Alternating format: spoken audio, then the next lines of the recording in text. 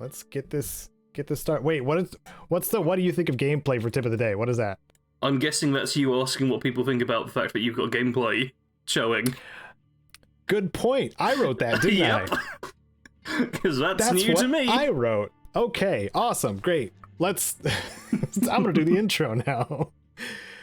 Welcome, wastelanders and adventurers and other types of gamers that I'm not gonna do a full list of because it'll take forever. This is the PIPCAST 3000.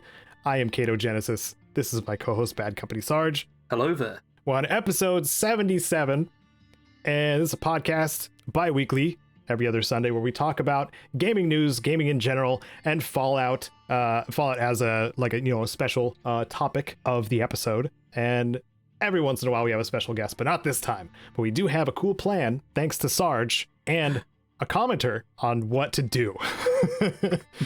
So we'll get to that in a sec. First, we'll go over a tip of the day. When did you last have fruit? Cherries. Cherries are a fruit, right?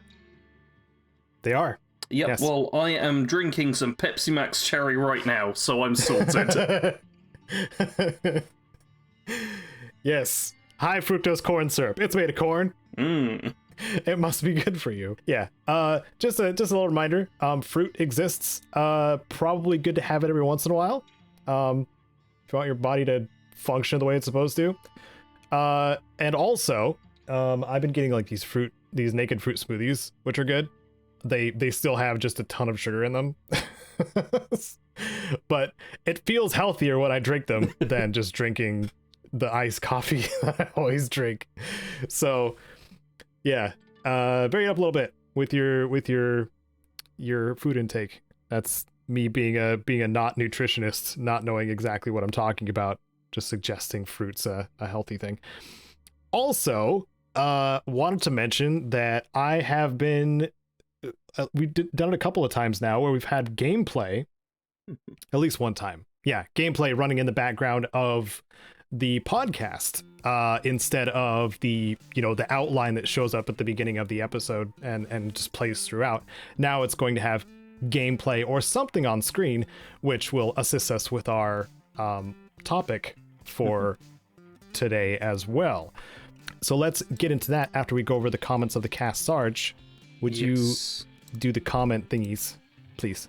Hey, so we've got Low Blood Sugar 3.2 who says, 3 years and they haven't made an offline mode? Not Fallout first, for solo players like myself. Which is in reference to Fallout 76, because we talked about 76 in the last podcast. I will say, like, I'm 99% sure that Fallout First is still online, right? Yes. Yeah, 76, never expect it to be an offline game, sorry, because that will not happen. Designed to be run on servers. Yeah. Like, even if you have a private server, it's still a server. It has to be online. I think I've spoken once in an old video about how they could make it an offline game, but it's not likely. Yeah. But we also had Joseph Cook, who inspired the Fallout topic, saying, I actually want to know what happened to Talon Company in Fallout 3, and then replying to that with something better. Yeah. And maybe a video of all big/small factions throughout the Fallout franchise, including the very smaller groups. Yes. And the reason why that's better is we don't know what happened to Talon Company in Fallout 3. Yeah. I'm guessing the protagonist killed them all. They don't seem to appear again. Or the Brotherhood just wiped them out along with the mutants. Yeah. And yeah, so our topic per se is going to be an actual tier list, those memified lists where you just rank things. We're going to be doing the minor factions for our topic. Yeah. And we're going to be showing it on screen. I'm going to be recording my screen, I believe, and we're going to be, plopping them down into their ranks as we go over them, hopefully not spending too much time ranting about each faction, which I'm likely to do. No, I will be dragging us forward, kicking and screaming. You'll be sprinting ahead like our Borderlands players. Yep. Thank you, Joseph Cook. This is all your fault. Now on to our news. We have quite a few pretty gnarly, serious kind of news topics, I think. Whoa, like this so past gnarly, dude. Right? This past week and a half has been like some pretty hardcore stuff. I mean, we've cut out the NFT stuff, so this could have been twice as long. It's less depressing more hardcore. Like, if that makes sense, but we're gonna get into them. So first of all, I would like to remind everyone that G4 is back. X-Play is back. It exists. The G4 YouTube channel is doing pretty well for what it is. Adam Sessler is one of the main reviewers again, and then they have a whole bunch of new hosts, including Gerard, the completionist, Frosk. I don't know her full name. She's a streamer and has been a esports commentator and such, as well as the Black Hokage, and I don't know what he does actually besides help with the reviews and do stuff like that. They are all multifaceted people is what I'm trying to say. And Gerard specifically, like he already has his own channel. I have no idea how he does all of this at once. But anyway, I think Attack of the Show is hosted as a live show on the G4 channel. And Frosk made it a very important point to mention that sexism does still exist in video games, and the differences are extremely apparent between like how a man is presented in the gaming space versus how a woman is presented in the gaming space, and how they are treated, because it's not equally. And we have the source of what Frosk's whole deal is. She says it way better than Sarge or I probably could. And I recommend you check it out, because it's something that a lot of people need to be aware of, because sexism can also be subconscious. Like it can just be an ingrained habit that you may not even know that you have inclinations of, and being more conscious of how you're treating, especially women in the gaming space, is extremely, extremely important. Did you have anything you wanted to add to that, Sarge? Not really. Not really. Did I cover what I was supposed to? Any critiques? No, I'd only have examples to add on. That's about it. That's like in the top 5 most serious things I've covered in the PIPCAST, I think. That's out of the way. Check out G4 though. Like they've been doing retroactive reviews too of games. Like they just came out with the Death Stranding one and a Jedi Fallen Order one and stuff like that.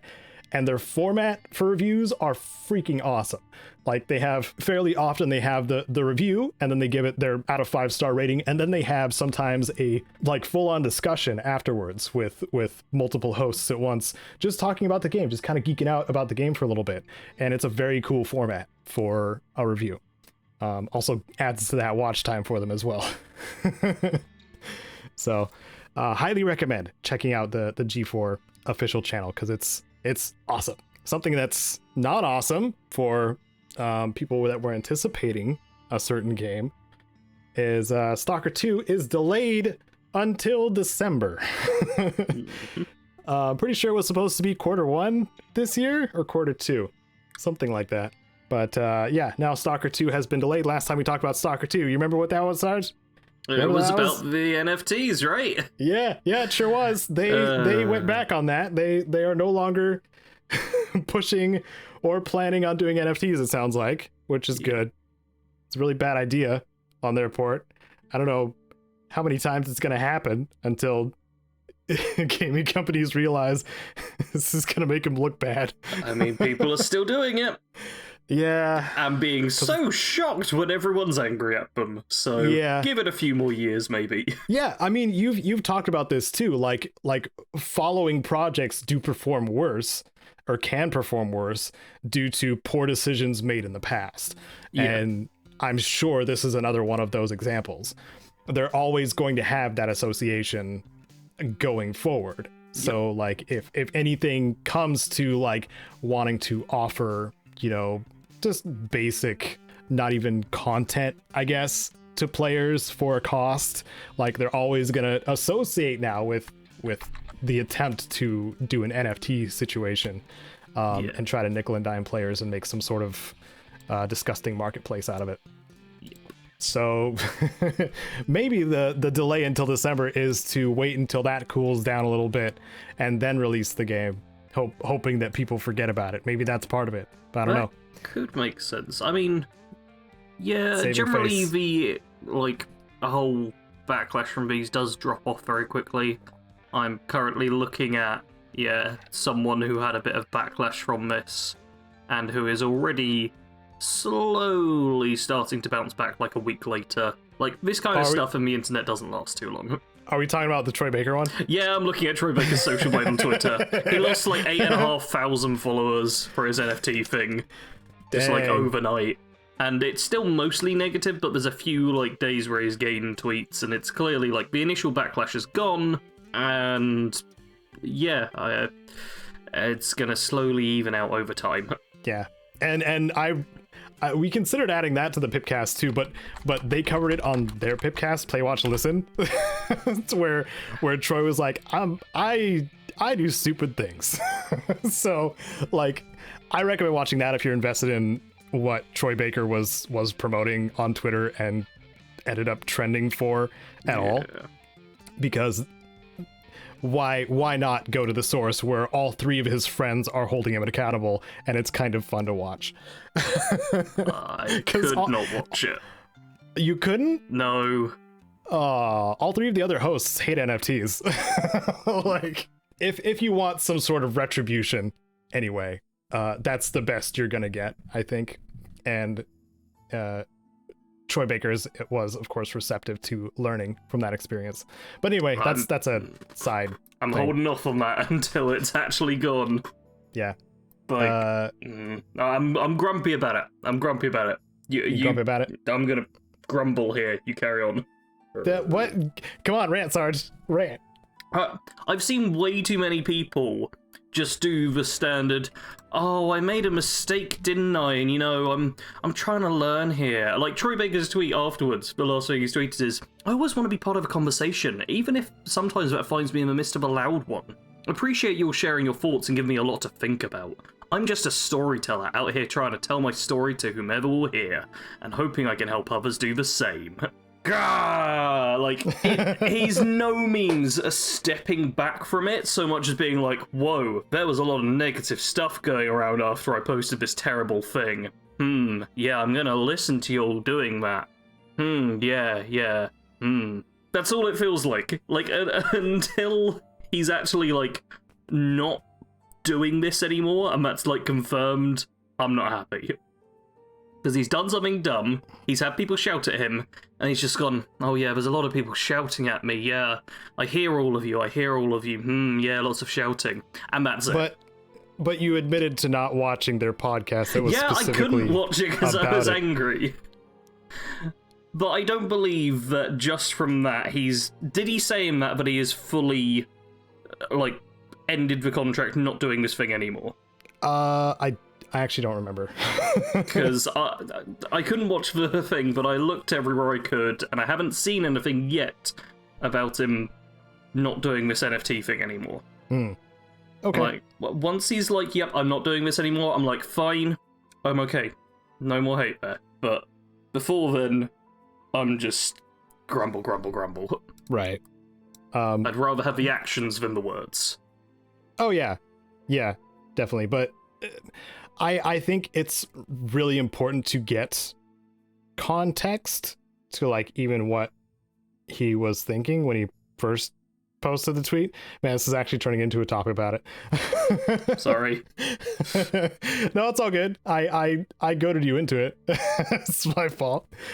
But also, like, you admitted that you weren't ready to watch that, but I do still recommend you do at some point, because context is extremely important, and you're only going to get so much from the tweets he even followed up with.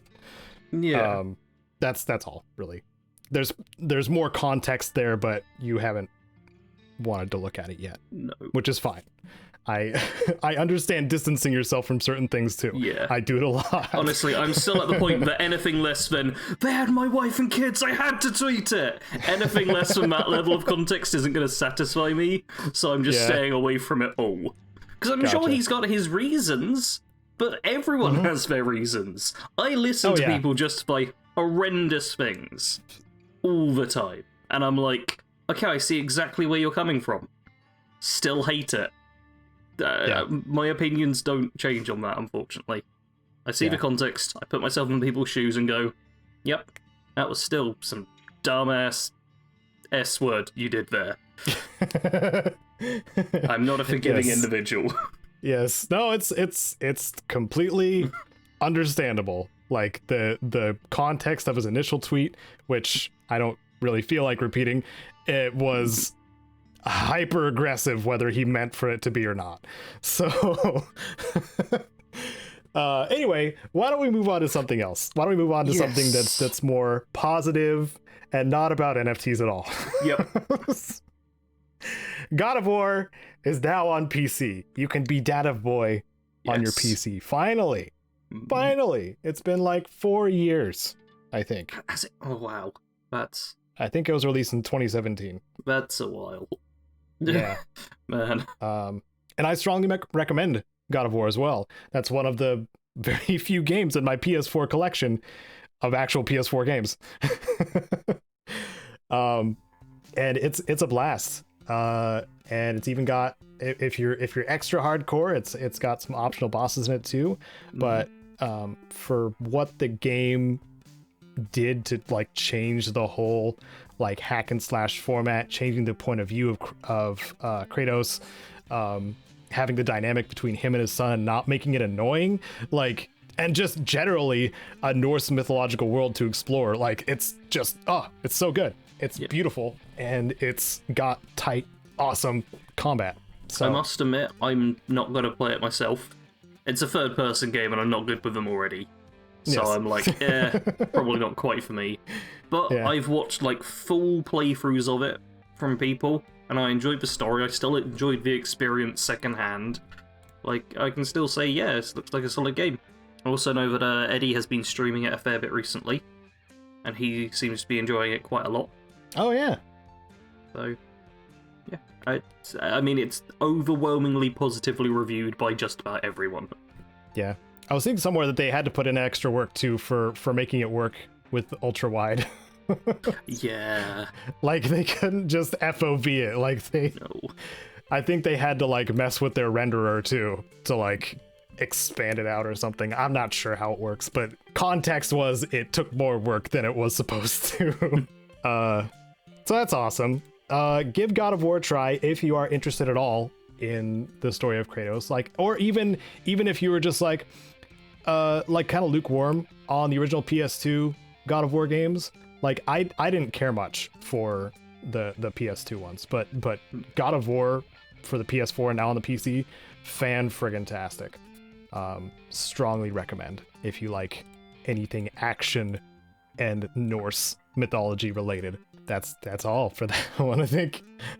Because we have Ragnarok to look forward to as well. But God of War Ragnarok is going to be on PS4, sounds like. Yeah. Because nobody can buy a PS5 still. As well as PS... Yeah, exactly. Either port it quickly to PC or make it back compat. One of those things.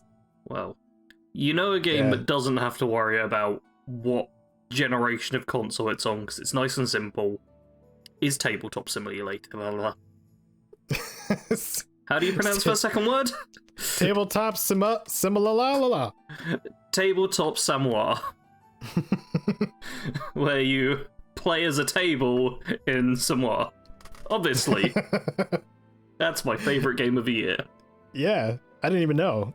What else is there to know about it, Sarge? Oh, nothing. That was the entire news story, clearly. Oh, okay. Nothing controversial or crazy going on here. Oh, God. I led into it, so I'm leading it. So, Tabletop Simulator has got rid of its global chat. It had introduced global chat so that everyone could just talk and be like, hey, I love tabletop games. Oh, me too, isn't this fun? What a nice world we live in. But we don't live in a nice world. No, we don't. We live in a horrible one. Yep. So it all went horribly wrong. Yes. And what was the result? The result was $10,000 donated to National Center for Transgender Equality. And the stuff that happened in the middle was a lot of harassment to LGBTQ plus people. Just constantly. The one they point out was the user named... I don't know if you'd pronounce it Zoe. It's XOE. I'm never sure how you pronounce X's at the start of names. That sounds like Zoe. Okay, let's go Zoe. That's how it would be pronounced. Yeah. They got kicked from the global chat tons and tons of times and ended up with a temporary ban for sharing the fact that she's gay. However, people sharing the fact they're straight didn't get kicked. Oops. Yeah, this stuff happens too often. I see. Yeah. Transphobic and very weighted on one side chat moderation. Yeah, I gotcha. So they got rid of World Chat. Yep. Like, just deleted it. It's not a thing anymore on Tabletop Simulator. Probably definitely for good reason. And for some form of reparations, they paid that $10,000 to the National Center for Transgender Equality. Yeah. Some good came out of this. Yeah, it's definitely a case of the people at the company don't seem to be doing, like, anything bad here. They were a bit slow to react to all of it, which they apologise for, but they're clearly not sitting on the sidelines going, yes, be horrible people.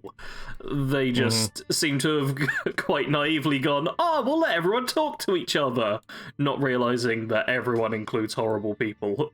Yeah. So, yeah. A lot of people just kind of being dicks. Can I say dicks on the podcast? Sure. Okay, so a lot of people being dicks. It just isn't needed. I will say, I've seen this kind of behaviour firsthand, like, on my live streams. Apparently, my live streams are super inclusive, I get told. Wow. Because all I do is not insult people for just being who they are. Yeah. Which I find very funny. But there was a stream I had, like... It was so easy. That could almost circle back to like the very first part of our news. Yep. Treating people with respect. Yeah. Regardless of who they are or how they identify. Yep. Weird. Strange. But odd how that works. Yeah, the LGBTQ hate does always seem to pop up. Like, I had a stream a week or two ago where I remember one person popped in and was like, I can't believe someone mentioned they're gay, I hate this, I just came here to watch some Skyrim, screw all of you. And there must have been like one message where someone just mentioned it in passing, because it wasn't like we were having a conversation about it. If we were having a conversation about, like, gay sexual acts, I could understand someone coming in and being like, this isn't what I want, this is a bit much. Sexual content, very inappropriate for chat. Doesn't matter. Like, who's on who. It's inappropriate for chat. But this situation was literally like, I didn't even see a message where someone said they're gay, so I'm guessing it was just like one message where someone mentioned it in passing, and as soon as that happens, it just needs a word to happen, and there's always someone who's like, I can't stand that LGBTQ plus people exist in the world. Grah! Yeah. See, there lies the problem. When your problem is someone existing, you are the problem. Yeah. Man, we got even into gender politics this episode. That's fun. I am happy to step on this stuff. I have the very solid viewpoint that you should only insult people based on the individual who they are, not as a part of a group they are. Hate them for a good reason, not a bad one. Yeah. So if someone specifically is acting like a piece of crap towards somebody else, by all means, let them know they're acting like a piece of crap. Oh, man. Okay. Well, reaction, right, to people being crap to their employees. Riot has some sort of 5-year plan. What was this about, Sarge? Yeah, so Riot Games have been under a lot of scrutiny for being one of several gaming companies that have just kind of been bad to their employees. Yeah, really big ones, by the way. Think about all the bad stuff that we hear in gaming. 99% of that probably applies to Riot. I genuinely can't remember exactly what the story was, because there's too many of them at this point. Oh yeah, League of Legends is about a decade old now, a little over, actually. So yeah, like, and that's for context for everybody else too. Riot's League of Legends, publisher developer. Yeah, but yes, the Riot's trying to do a 5-year plan, which nobody seems to fully understand it, because there's weird statements, and PC Gamer, who we've got linked here, says there's perplexing statements such as, our games will work together to continue listening to players. Which just sounds... I'm not sure it's not meant to sound like this, but to me I'm just like, oh, they're gonna monitor everything. That's what the message sounds like to me. It kind of does, doesn't it? Yeah. Our games are going to spy on you, is the shortened version of that in my mind. If you buy a hard copy of the game, it comes with a microphone. Yeah. That's awful. Yeah. But yeah, Riot as well, like, the headline here is that Riot's going to pay employees 25% of their salary in order to quit if they aren't, like, convinced that things are getting better. And I wouldn't be surprised if a lot of people took them up on that offer. Yeah. The thing is, I'm not familiar, like, super familiar with unions and severance and that kind of thing, but I did Google severance pay, and that's basically what they're doing. It's not an unusual thing, except maybe that if this is the first time that they're doing it, it's taken them a very long time to do that. Yes, that they are doing the very crazy thing of some basic employee rights. Yes. Better late than never, I guess. Like, we'll see how it pans out if there's follow-up news on it. Yeah. I mean, but it's very much a case of, they're trying to do the right thing, maybe. Yeah, but there's lots of heads saying, we've come a long way, we're getting a lot better. Yeah, everyone's gonna feel supported, but until we actually see people saying, yes, things have got better, and people, like, on the ground level being like, things have improved, it's always a case of just wait and see, hope for the best, keep some scrutiny on them. Probably a good reminder that Riot recently reached 100 million statement agreement to conclude the gender discrimination lawsuit filed in 2018. So like they've been dealing with stuff. This is just recent too. Like they've been doing some mean things to their employees for a long while. So like I said, waiting for a follow-up. Riot is not a good company. It's a good news topic, I suppose, to raise awareness of the need see how for these things are going. Game developers to be treated fairly, regardless of who they are. Okay, how about we do a quick palate cleanser before we jump back into game devs being roughed up, shall we say? Yes. All right, so palate cleanser. PUBG is free to play. Yeah. Look at that, everyone. It's a Battle Royale game that's free to play. Yeah, if you ever want to play a free-to-play Battle Royale game, play Fortnite. I mean PUBG, Battlegrounds. No, you said Apex wrong. Sorry, Apex Legends. Yep, Apex Legends is free to play and really quite good. And the article says a different thing on that. Yeah. Honestly, I'm surprised PUBG wasn't already free to play. Yeah. As am I. Yeah. This is literally news which I thought must have already been the case, but hey, I'm sure this will add new people to the game. If you are someone who wanted to try it out or been somewhat curious, hey, you don't have to pay for it now.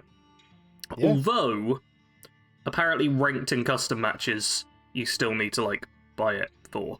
Or buy the Battlegrounds Plus, as they call it, which is $13. So, PUBG first. Yeah. PUBG first gold Battle Pass. Can I have a little giggle about PUBG Battlegrounds? Is PlayerUnknown's Battlegrounds? Is it actually called PUBG Battlegrounds? I think so. That's dumb. Let me look it up really quick. Let me double check on Steam. Yep, PUBG Battlegrounds. Why? PUBG Battlegrounds. PlayerUnknown's Battlegrounds. That's the name of the game. Man. What if the P in PUBG stands for PUBG? Just how ridiculous can we make this title? Players Unknown Battlegrounds, Players Unknown Battlegrounds, Battlegrounds. Yeah, it's like it's an acronym of an acronym. Yep. That's getting too meta for me, Sarge. Alright, but yeah.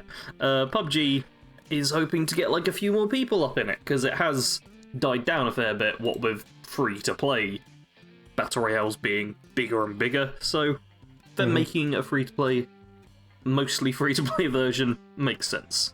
Yep. And I mean, Warzone is free-to-play too, right? I think so. I mean, it costs you like 500 gigs of storage, so it's not actually 500 gigs. They were just like one of the few that were probably losing players due to having an actual entry-level cost, as opposed to all of the other battle royales. Yeah, even though they were first to the game, so they should have been the ones pioneering, but just kind of. They've been doing all right, but I feel like they're the only paid battle royale game that's been really doing all right. And it's because they came in first. And now they might have a chance to catch up with Fortnite. Maybe. Probably not. Competition's good, but yeah, man, Fortnite's got a lot of developers.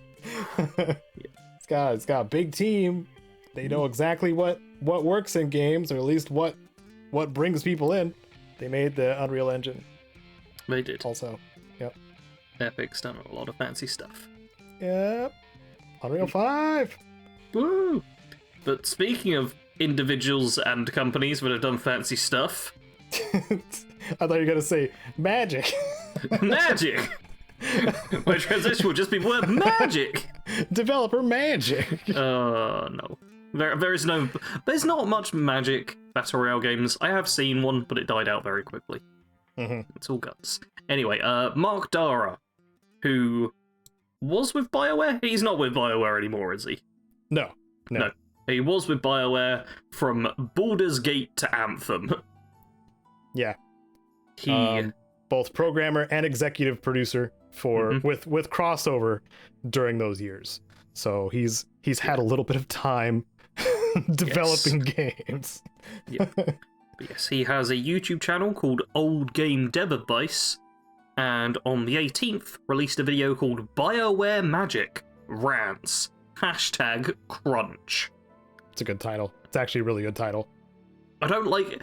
This isn't a problem with his title, it's the fact that the #crunch is lowercase. I don't like that, because every other word has a capital letter. I understand why, because hashtags are usually lowercase, like it doesn't matter. So that's just me, though. I really like having the words be uppercase unless they're a minor one. You like capitalization. Yes. You like yelling words. Yes. I would like screaming. But rather than screaming, I will let Caedo take over on this topic instead. Oh, okay, good. Great. Okay. You're the one who sent me this video. I did. I'm sorry. You can't expect me to take the lead. So I'm impressed I even watched it. What Mark Darrah was talking about, like he left Bioware after Anthem and some other things, in ellipses at the end of it. So he was there for all of, or a good chunk of the nonsense that was Anthem's development and some things prior to it as well, with all the EA meddling and the Bioware magic, which is what he talks about in his video, and it's in a. He shows off a graph that's shaped like a hockey stick. Like the bottom line on the graph is the stick, and then it comes right up close to the end like a hockey stick would. And what he's describing that the executives were trying to create as a trend and have created as a trend is what is considered Bioware magic. It's somehow pulling it all together, managing to make a functioning product even though you're on a very low plateau, and then suddenly it spikes up and you're able to make a game somehow. And that's probably part of what killed Anthem, or a good chunk, maybe all of what killed Anthem, to be honest. Because like a lot of that lower part of the hockey stick was like probably indecision on like what direction something like Anthem was supposed to take. And this isn't just exclusive to BioWare, it's just called BioWare Magic. And that's what, Mark Darrah himself is experienced with. But I think it's really cool context, and him just explaining why it's really stupid and ridiculous that there was no really contingencies for being more efficient prior to like that big hockey stick spike. Nothing to bring up the actual development methods or direction for things that people should be working on during early on in development. And just kind of waiting for something to happen, like waiting for inspiration, or in this case, probably waiting for EA to tell them, hey, this is what we want, and then somehow creating that for them. But I think it's a really cool like context thing. And he also said at the very beginning of his video that James Stephanie Sterling, whenever they talk about BioWare Magic, he's like, I'm not mad that they're wrong, I'm mad that they're right. Or something along those lines. And I just thought that was funny. But yeah, you can check that out. We've linked that below along with the other things that we're talking about. But if you wanted any more details on crunch and how kind of messed up it is for game developers to deal with, he has visual aids and all that kind of stuff, so please give it a look. Also, he needs more subscribers because he's a game developer and has seen a lot of games developed, not all which are bad. Baldur's Gate was a freaking amazing series, and Neverwinter Nights and Mass Effect. Like he's had hands in those pies. It's good games. Onto a company which is attempting to eat all of the pies, Xbox. Yes. Yeah, Papa Phil. Yep, Papa Phil, Big Daddy Phil as I like to call him, is Kingpin Phil. Yep, he is wanting to purchase Activision Blizzard. To be clear, it has not been purchased yet. I believe it's like, it might be like next year or something. It's in process, finalized next year. Yep. They're gonna have like the go-ahead and be like, yes, it's possible for you to purchase this without it becoming too much of a monopoly and all that kind of stuff. It's gonna need to be worked through. But yeah, this has been like the big news of the week, I feel like. It's like, Xbox is buying Activision. And there's several different angles I'm seeing from this, so which angle do you want to go for first, Caedo? How about comparing to the cost of the Bethesda acquisition, because this is a lot of money. Yep. So this is the most money that's been spent on a video game acquisition ever of all time. Yeah, what's the actual price of it? Annoyingly, the one I'm looking at doesn't have it. 68.7 million? Billion. Sorry, billion. What? No. That can't be right. Like, I know you've said that, but I'm refusing to believe it. Microsoft will acquire Activision Blizzard in an all-cash transaction valued at 68.7 billion. Yeah. But Caedo, that number is too big. I can't even begin to... No. Yeah. I'm sorry, Caedo. My brain is now shut down. No. That's all I can say. Only calculators can understand that much money. Oh. Yeah, that is so big a number. Yeah. The craziest thing as well is that once this is done, if this goes through and everything, Microsoft will be the third biggest gaming company. Yep. This is just going to push them into the top 3. This isn't... Oh, it's ridiculous. So yeah, this is like a crazy big purchase of like one of the biggest companies in gaming buying another one of the biggest companies in gaming. I have the Bethesda one up here too, by the way. Yep, how much is it? It's nothing. It's nothing. 7.5 billion. Yeah.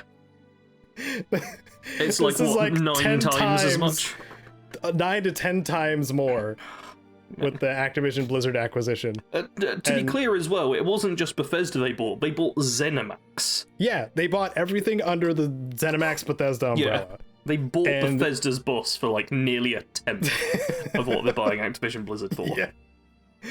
It's absurd. And there's a lot of concerns, right? Of people being worried about exclusivity, especially because Activision, you know, Call of Duty kind of thing. That's been available on PlayStation.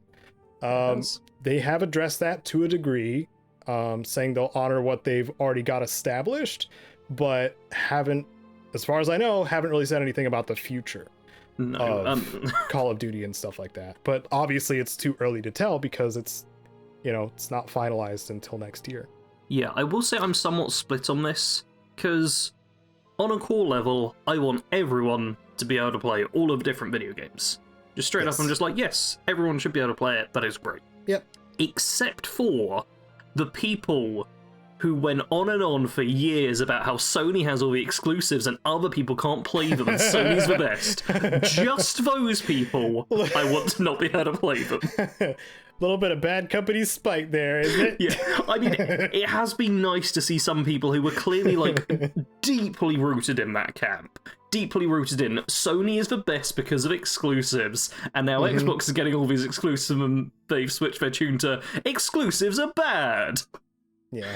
And to be clear, I'm definitely not going after all PlayStation people. It's just for people who wouldn't shut up about how great exclusives when they were the ones with exclusives. I'm a PlayStation person, but I'm not taking that personally because I just play games on PlayStation sometimes. Yeah. But mostly on PC. Yeah. Once again, I'd like all of the games to be on all platforms. That's always the best thing. But we can expect a lot of this stuff to end up as just Xbox and PC. And also a lot of stuff to end up on Game Pass. Oh yeah, like that's one of the things I wanted to ask you actually. What level do you think Activision Blizzard stuff is going to be available on Game Pass? Like once everything's said and done by 2023. I imagine like a lot of the older games will just be stuck on Game Pass as soon as possible. So like Overwatch, Diablo, old CODs. I'm expecting just all of that to suddenly boost up into Game Pass as like permanent fixtures in the way that old Bethesda stuff is, like Oblivion and Fallout 3 and all of that. Okay. Like I expect there'll be a huge addition to the permanent things on there. And like I wouldn't be surprised if we do get a lot of launches ending up on Game Pass as well. Because they're already wanting to do that for a lot of things. Like I'm getting excited over the next Total War Warhammer game, and that is launching on Game Pass along with other stuff, and that's not even in like the whole Xbox family as far as I'm aware. That's Sega. Yeah. So like the fact they're getting outside games on there in day one occasionally, I feel like it wouldn't be a big deal for them to put the games they actually own onto Game Pass straight away. Because Game Pass is already a great deal, and if they can just get every single PC and Xbox owner to subscribe to Game Pass, they've got consistent revenue coming in. Because it's always a gamble with video games. When you spend like 3 or 4 years making this thing, try and sell it for $60, and then some bad reviews hits, and you don't make the profit you were thinking, and suddenly the next game's budget is like, oh, we're gonna have to shrink it down. Because video games are a gamble. Like, I know it's a huge industry, where literally billions of dollars are being thrown around. But a subscription-based model gives a far more consistent payout that you can rely upon and not be so concerned with. So I wouldn't be surprised if just everything gets on there day one, if it's under the Xbox banner. Yeah. I was primarily thinking about one of Blizzard's largest franchises, World of Warcraft. I guess I'll just call it a game because it's much less a franchise than it is just a game now. And how that's going to be handled. Is it going to be handled kind of like Fallout 76, where people can just get on and then have some sort of premium version? Or is it even gonna be on Game Pass? Like that's a question too. I'm really not sure. Like, I could see them, like, Game Pass has perks, so I could see them maybe doing, like, perks for World of Warcraft, like 6 months free, or here's this extra amount, or all of this kind of stuff. I feel like that would probably make more sense. Like, there's too much money to be made in World of Warcraft still, even though I hate all of those words that came out of my mouth. Let's round off the Xbox stuff. Man, we have a lot of Xbox stuff, actually. Yes. Game Pass breaks 25 million subscribers. Yep. Let me do a little quick maths here. Okay. Now, how much does a subscription cost per month? Over the past month, subscriptions in the US are $9.99. Multiply that by 25 million. Wait, is that just for the monthly thing, though? Because you get cheaper if you go yearly. I'm just gonna do the monthly thing. That's alright. Keep it simple. Just doing it complex. Times 25 million. 249,750,000 at a cost of $9.99. So that's a lot of cheddar over the course of 1 month. 249. So we'll multiply that by whoops. Wouldn't it just be what do you call it? 3 billion a year, or close to 3 billion a year? Yeah, I was about to multiply that, but yeah. That's a lot of billions just from Game Pass subscriptions. It's not including, obviously, like DLC purchases or full game purchases or things like that. Which is a bit clever, I will say, on their part, because if you go through the Bethesda collections, you'll notice that they are not Game of the Year editions of those games. Standard stuff, I see. Yeah, they are the vanilla games without DLCs. So that's part of how they get you. I haven't actually checked if they do have like New Vegas Ultimate in there now. I'm gonna check that really quick. But the bundle's not of it. What? I see Fallout New Vegas Ultimate Edition included with Game Pass.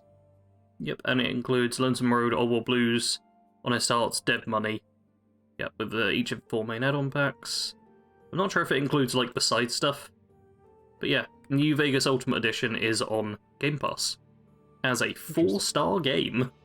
Oh, 4 out of 5 stars. Oh, not 5 stars. What? Oh, it's a 3.6 overall. Their search sucks butt, by the way.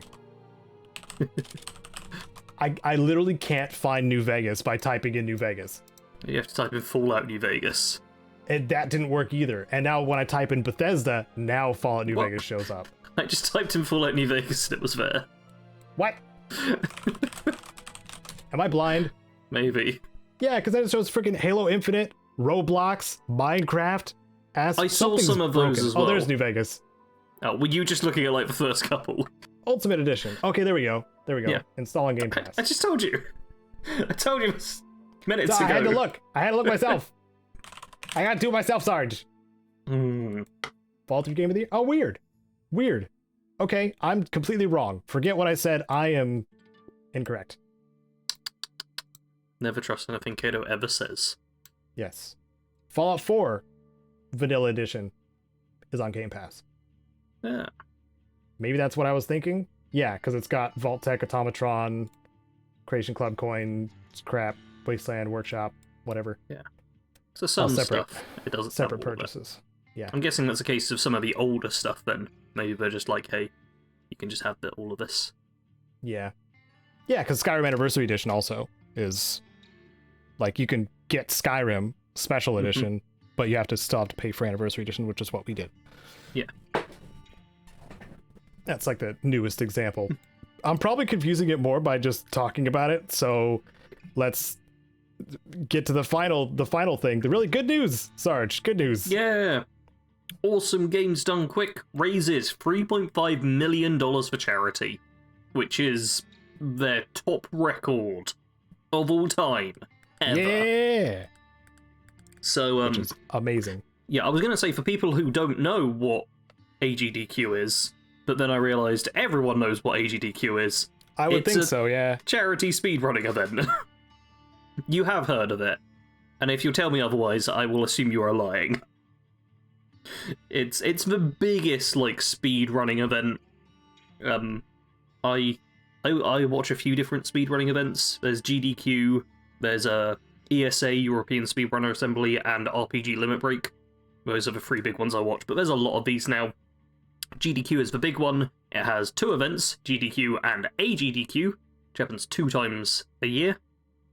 And yeah, they made over $3.5 million, which is being sent to Prevent Cancer, an organization which helps prevent cancer. Yes. They really got their name right on that one. Yeah. It could not be any more clear. This money will help prevent cancer. Yep. And that's good. That's a good cause and a good chunk of money to help out with that. Yeah, and GDQ's been going since 2010, so it's kind of established now, but it feels like it's older than that, honestly. Mm-hmm. I feel like I may have watched 2010 GDQ stuff. I think they did Final Fantasy IX in it or something. So, I watched it, but yeah. And on top of that, it's been like a huge increase since last year. Last year, they raised around 2.7 million. This year was 3.5 million. So, a lot of cash coming in. That's a lot. That's a big increase. Yeah. Like, these events just get bigger and bigger and bigger each year. Which is awesome. Good to see. And we're all just 4 different charities. The charities they do it for all seem very good. Yeah. It's just a bit of loveliness. Shows that not all the gamers are terrible people who we report about. Some of them are lovely speedrunners who donate money to charity. So are we on to our topic thing? I guess we should move on to the topic now. How do you want to do this recording thing? Good question. Yep. Good question. This is going to be weird. Boom. So our topic, again, thanks to Joseph Cook for the suggestion. Sarge, you found this tier list here. I did. Yes. So we've switched from gameplay to a tier list, and you should be able to see all of these lovely factions down below. That all 53 of them. That we can snap into place. Oh, there's no F. There's no F choice. I guess it's fine. There's no F choice. There's no F. There's S, A, D, B, C, or you can change the name of these. If you want to change it, you can put a S, A, B, C, F. You can change the names of the things on the left-hand side. Oh. Yeah. I'm not going to do it. You can also add a row below if you want to put an F1. We'll just assume D is bad. Yeah. It's from the best to the worst. D is the worst, even though it's green. And green usually tells you something good. You can change the color as well. Oh, really? Yeah, the gear on the right-hand side, click it, and it lets you choose the background color. I'm not going to change it. I'm just going to complain. Okay, I'm going to have to teach Caedo I'm about a gamer. Tier Maker afterwards. I just complain about wanting changes. I don't actually change them. Oh, dear. That's how gamers work, Sarge. Right. Well, on that note about complaining things and not changing them, let's complain about all 53 of these terrible factions which all belong in D-list. Wow, it's... Starting with Acadia, who are the simp people from Fallout 4. I kind of liked Acadia. I think they're an interesting faction. I'd say the only thing is there's not tons going on with them. Bit of a disadvantage for them being like simpler to that DLC, but I'd say A tier.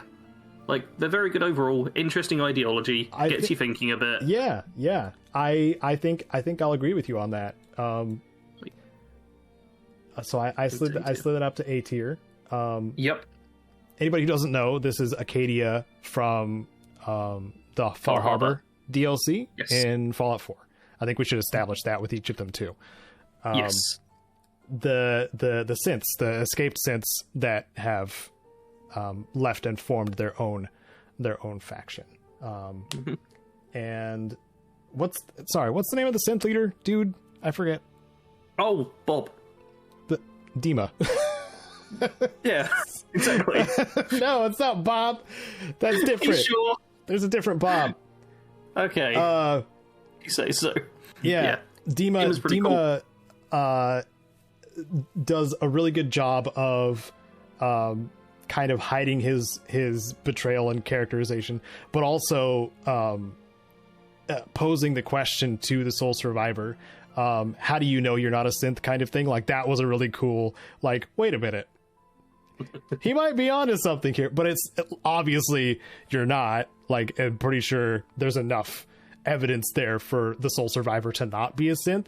But the fact that it does, you know, make you think, like, give you some sort of response, it means it's a decent question and thing posed to the player.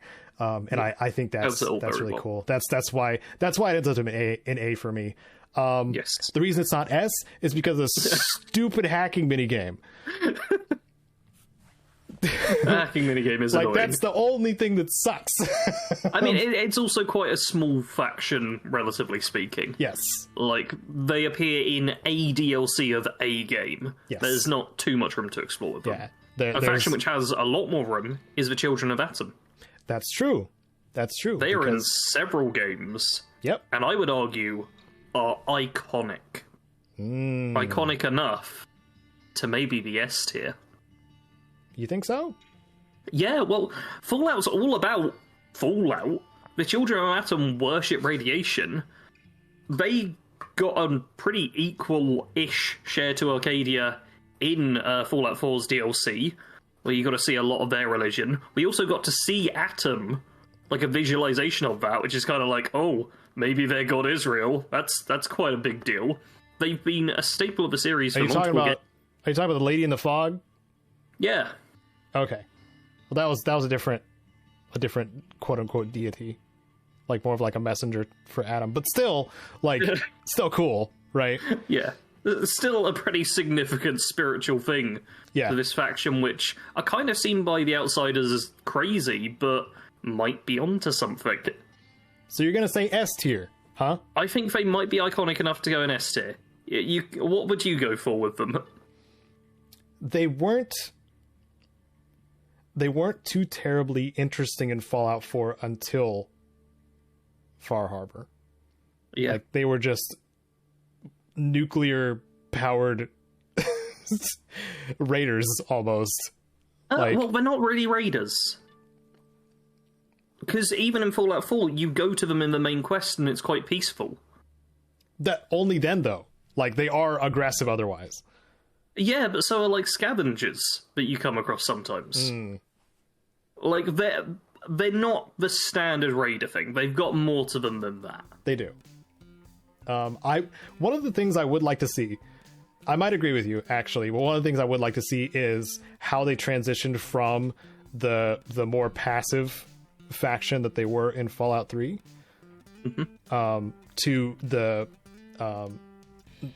zealot like kind of God-fearing faction that they are in Far Harbor. Yeah. That's an interesting, because that was an interesting shift between 3 and 4. We know that they want to set off a bomb. Like, that's pretty clear, right? Yes. But in Fallout 3, they were much more peaceful about it. Yeah. They were still worshipping the bomb and stuff. Yeah. That's just the High Inquisitor, really, I think, made the big change there. Yeah. So we'll put the Children of Atom in S for now. Because I feel like we should wait until, like, the end to do, like, any last-minute changes. Yeah, we can change things at the end. Or stuff like that. But we gotta keep moving through these. Blue Ridge Caravan, I'm gonna say straight away B tier. B tier? Because I think they're actually really, really cool in terms of being a Fallout faction. Because you go to them, and you're escorting a caravan that's being attacked by raiders and stuff, and it is one of the most Fallout experiences I've ever had in a Fallout game. Yeah. And I love that, but that is basically all they do. Pretty much. Because they've been introduced into 76 pretty late. Yeah. They got cool members to them and stuff, but there's not much to go on yet. Yeah. I feel like this is a faction that could be expanded and end up being an A tier or even an S tier faction. Yeah. But for now, B tier, solid one, room to grow. What about the boomers, though? Oh man, the boomers. We should make a new rank that's just okay. Well, B is in the okay mediocre, right? Yeah, honestly, I could see Boomers going in as B. Because Yeah. I know lots of people like them, but they are kind of one note. They are. They really are. They don't show much growth at all as a faction until the player character shows up. Yeah. And I mean, that happens a lot with games, right? But with the Boomers in particular, they were just insanely xenophobic up until you, the player, happened to dodge all the artillery to get to them. Yeah. And happened to speak to them. And they're just like, we should probably talk to outsiders. Maybe? Perhaps. Yeah.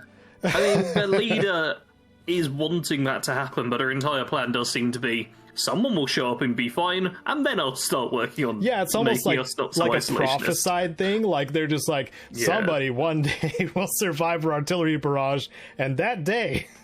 I'll be real with you, just talking about them, I'm wanting to go more for C than B now. Oh, really?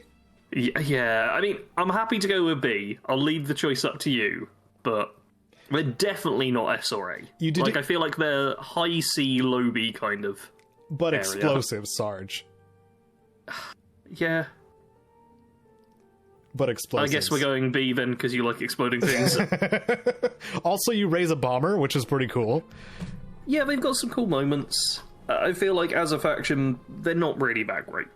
Whereas the Blue Ridge Caravan is bad because they didn't have enough room to explore, I feel like Boomers have kind of hit their peak as B. I don't see them ever going higher than that. There doesn't seem to be much growth beyond what they do in New Vegas, but maybe that's a good thing. Yeah. Okay, now we got a double bill, and I think we should cover these both at once. Oh my god. It's Lion's Brotherhood of Steel and Arthur's Brotherhood of Steel. Ooh! Oh, there's gonna be some spicy takes if people are paying attention. So, I'll let you explain which is which, because you'll do better than I will, I know. Are you sure about that, Sarge? Alright, so Lion's Brotherhood of Steel is the Brotherhood that you know of Fallout 3. Arthur's Brotherhood of Steel is the Brotherhood in Fallout 4. They have a lot of similar ideals, but there's also this massive split between serving the wasteland and restricting technology. Arthur's BOS relies a lot more on the hardcore Brotherhood of Steel ideals, where they're just like, we need to control this technology so nobody else does, or at least hide it away or whatever. Also, since they're an abomination, as are mutants, blah blah blah. Anything that has been technology perverted must die.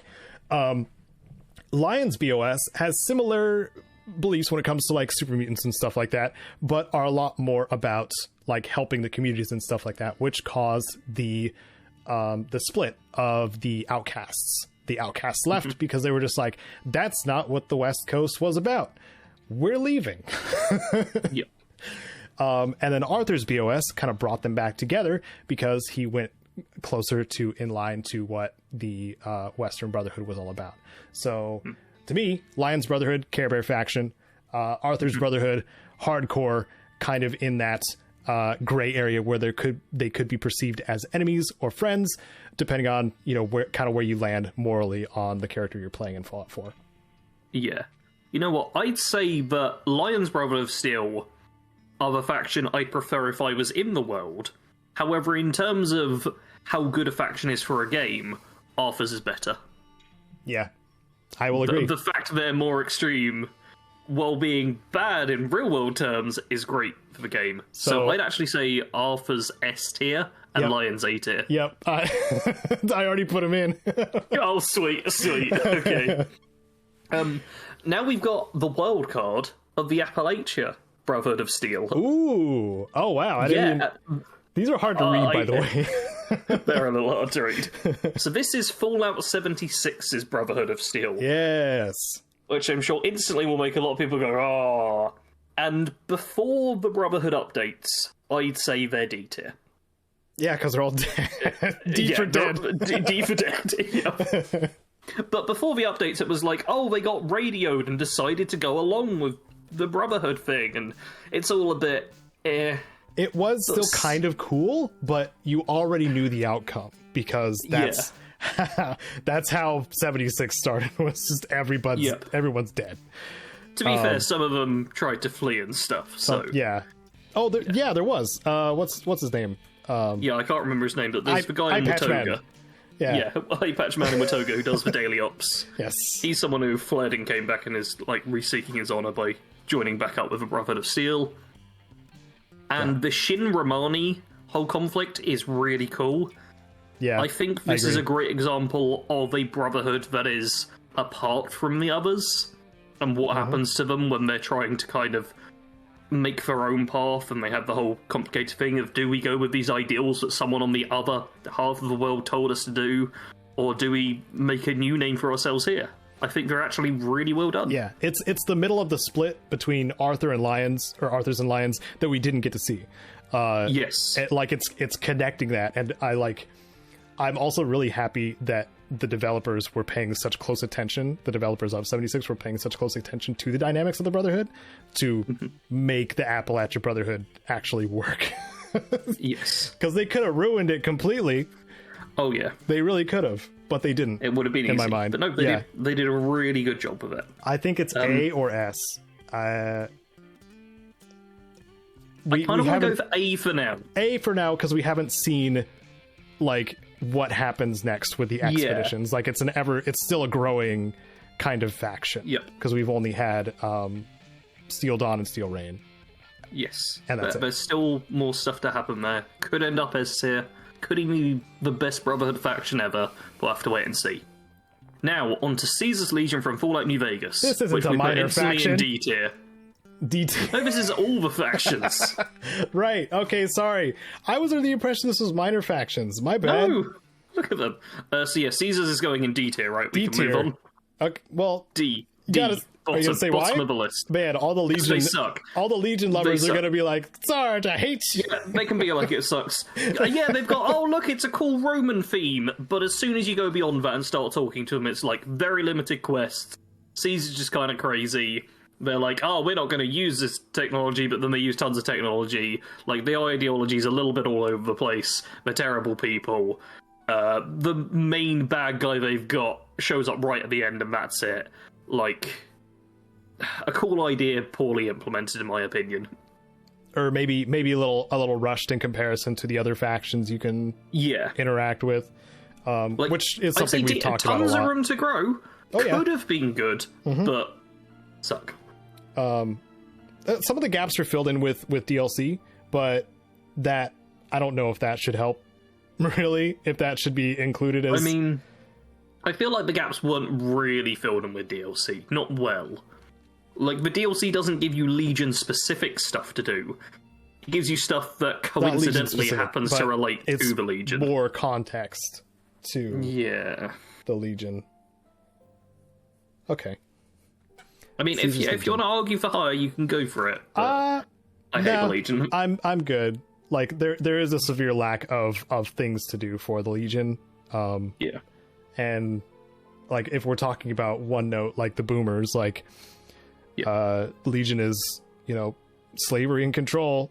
That's pretty much pretty much. I think as like a main faction, they deserve to be judged a little harsher as well. Because the main faction done well can be really good, done poorly, really bad. Yeah. Okay. On to Children of the Cathedral. I'm guessing you're gonna let me do this one. Yep. Hey, I've dealt with them a little bit, but I really don't know them that well. Honestly, there's not much to them, so I might put them in the D rank as well. Because Children of the Cathedral are basically just the follower faction of the Master. Yeah. If that makes sense. But I feel like it's primarily just the human side is considered to be the Children of the Cathedral. Yeah. Whereas we'll be going on to Unity later. Yeah. Whereas Unity kind of a cool side of it. And the Master's army is all of the mutants and the actual, culling of the human species squad. Yeah. So, Children of the Cathedral, it's just a cult in a cathedral. Like, the biggest, coolest part of the Children of the Cathedral is the cathedral, and that's pretty much it. All right. Well, detail then. Their guards are nightkin. That's cool, I guess, but you can't see them. No, So that's less cool. and then you do something aggressive and they just show up and you're like, ah, you know, Right, like Knight can do. yeah. And so have you put that in D tier? Yeah, that's in D tier. Okay. Atom Cats. Atom Cats. From Fallout 4. Like, the Fallout cool 4. faction. We've got power They're armor. so cool. They have like one quest. Yeah, I want to put them in C tier, but I feel like they might be a D tier faction. You get a sweet paint job. Yeah. They have one quest. Didn't Sturgis come from them? Or didn't he run with them for a bit? Maybe? There's not much there. So I think that might be D tier also. It's D tier. Like, they're kind of Poor Atom cool, Cats. but as a faction, they suck. Now, back to New Vegas with the chairman, Yes. who run the Tops Casino, which is Benny's whole outfit. Benny's boys, the chairman. They don't really do too much, let's be real. Yeah, they run a casino. Yeah. So I'd say C, probably. I was gonna go C. Like, they're more interesting than the D tier factions, and the interaction with the guy's name I can't remember, where you can tell him about all the stuff Benny does and how he shows a bit of loyalty to the strip. I think that's kind of cool, but they are very much just like, we're running the casino, our boss has decided to try and take over everything, but we're not really in line with that. Yeah. Like, they're vaguely interesting, but not particularly great. There is the talent scouting, too, Yeah. that you do for them, but I think that's about it. Really? Yeah. They're nothing special, but... Yeah. They're not terrible. Chinese Remnants. This is an interesting one. That's a very interesting one, because they're just here and there, because they're remnants. Yeah. Like... This is like the one thing on the list where I'm like, is this a faction? We'll put it honestly, in D tier for not properly a faction. Yeah. I'm gonna say that. Not really a faction. They're just individuals who have survived the war. Yeah, well, Who are okay. from China, basically. The most we've seen in one place have been in Appalachia in 76. Yeah, I guess. But there's still not much there. But they still only have so much of a part to play. Still not a proper faction. Yeah. Something that I could class as a faction is Covenant from Fallout 4, who are the synth-hating village. Mm-hmm. And they're kind of cool. They have one very nice quest which fits in really well with Fallout 4's overall theme. Mm-hmm. And the pretense of, oh, we're just super friendly and stuff. And then turning out to, like, be horrific and super anti-synth. It's quite an interesting twist. Sinister background. I will say as well, it reminds me so much of like how suburbia is kind of portrayed in a lot of movies. As like being all like, oh, this nice little area with like, the white picket fence all around and stuff, but then when you get to delve deeper, there's a sinister undertone to it. It's had exactly those vibes. But there's not a lot more going on with them. And it's the They settlement. are a minor of minor factions. Yeah. So I'm kind of tempted for C. Yeah, C makes sense. We'll go with C. C.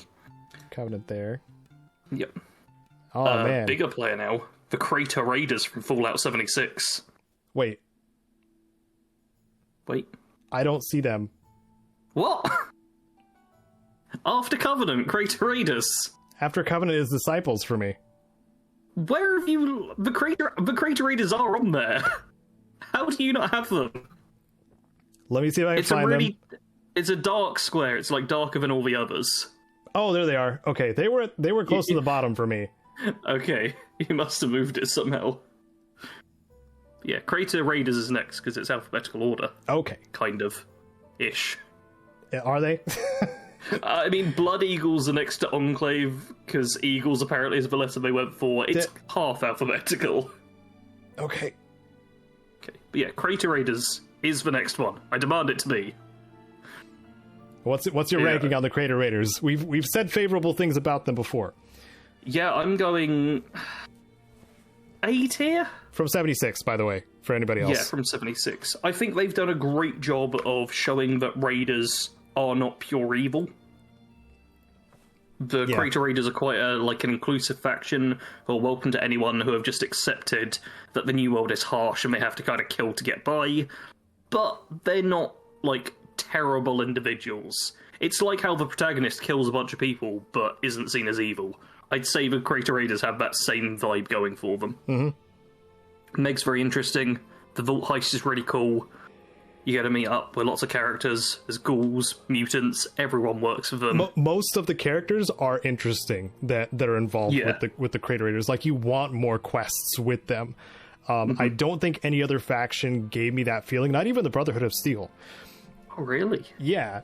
Like, I was interested in Night Shin and Romani and their dynamic and stuff like that in the Brotherhood of Steel, but when it came to the Crater Raiders, I wanted more of each character. Like, it seemed like they were gone too soon when the story beats were happening. I'd say we're looking at in the top 2 tiers then. Yeah, I put it in A. Where you put it in A? Yeah. Okay, I'm happy for it to go in A. I'd say it's got S potential. Mm-hmm. I feel like if they keep building with it.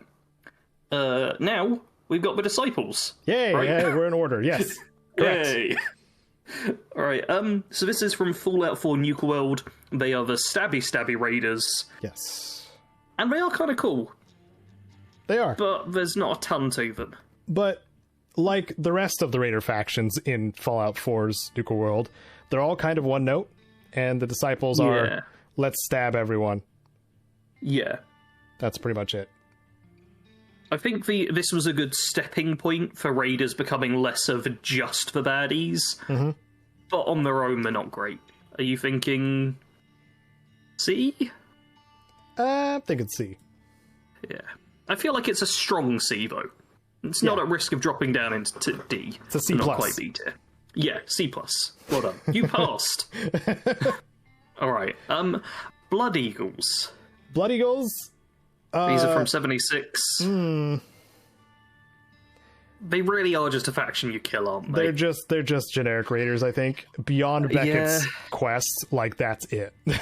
That's all you get for how interesting the Blood Eagles are. Yeah. They've got sick outfits. Yeah. But so did the Atom Cats. They have some of the coolest raider outfits in Fallout, but that's about it. They wear stuff I'd love to wear IRL, but yeah. Put them in D tier. D tier. Enclave, D tier. So the Enclave are in every single Fallout game, and every single time someone thinks about Fallout, the Enclave appear. Yeah. Right? Yeah. Where's the O tier for overrated? Yeah. Well, here's the thing. Part of me is they are so iconic within Fallout, but I feel like overall they might be S tier. Yeah. Just because they are so big. My first impulse... I still do think they're overrated. My first impulse is S tier, but they're super overrated too. So I genuinely think they might be S tier, but people just act like they're above literally everything else. Yeah. And we've already got Arthur's Brother Steel and Children of Atom in S tier, because they're very iconic for Fallout. Yeah. So I think the Enclave deserves to be in there. It just doesn't deserve to be placed above the other things in S tier. Yeah. We'll see where it ends up too, like how many we tend to put an S. Also, for example, our next one, the Family. I mean, obvious S tier, right? So this is from Fallout 3, right? The vampires? Yes. Yeah. The fact that I had to think for a little while to I think we know remember where who they they're were, going. even though I played Fallout 3 only so many months ago. I'm gonna put them probably in D. Yeah, they go in D tier. It's a cool gimmick for a quest. But it is a pretty cool gimmick. Whole, but yeah, it's just another. It turns into another turn-in quest. Yeah. There, maybe if there was more of being an investigator kind of thing along with it, but I understand quests some need to kind of hurry along in some spots, but it would have been, I feel like it would have been more interesting on finding out more slowly instead of just stumbling upon this, giant area with a whole bunch of vampires just hanging out. Yeah. Being like, hey, we were cannibals one time. Mm-hmm. Spoilers. Well, a faction that's a lot more interesting, Followers of the Apocalypse. Yeah, the Followers of the Apocalypse. Which game did they start in? Were they in Fallout 1? They started in Fallout 1, yes. This icon is the talking head of Nicole, the leader of the Followers of the Apocalypse. And I probably, because of how unique they are as a faction, I would probably put them in A. Yeah, simply I think because, they're a strong A tier. Like, how rare is it to have a Silver Lining faction in the Fallout series? Like, it's extremely rare.